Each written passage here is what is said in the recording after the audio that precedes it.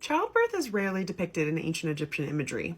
Check out my videos on birthing bricks to see one example, though the imagery on the brick just shows essentially a new mom holding her baby while sitting on a throne. Besides one of my favorite hieroglyphs, which is literally a woman giving birth and this child just like hanging out, there are really very, very rare depictions, and they all differ. They're not real like depictions of childbirth almost.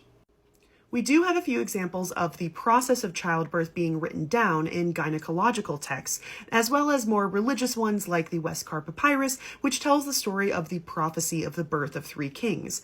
But most of these scenes are not necessarily depicting actual childbirth, but essentially the myth of the birth of the god king, and these are often found in temples in the New Kingdom. This image from the Temple of Luxor depicts a woman in labor being supported by midwives, but nothing else is pretty much going on.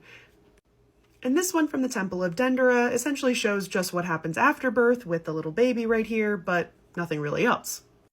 This image actually sort of does show the actual act of childbirth, and it is from the temple at Armont. It shows the midwives over here supporting the mother, and this midwife essentially pulling the baby out.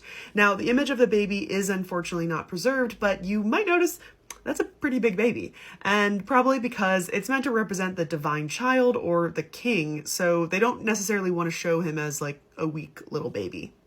The final one I'll show you is this plaque of a woman giving birth that's located at the Cairo Museum. This dates to the Ptolemaic period and was placed in the Temple of Hathor in Dendera, and this was probably an offering to the goddess, which makes sense because she's depicted on either side of this woman. But this image does show how those birthing bricks would work.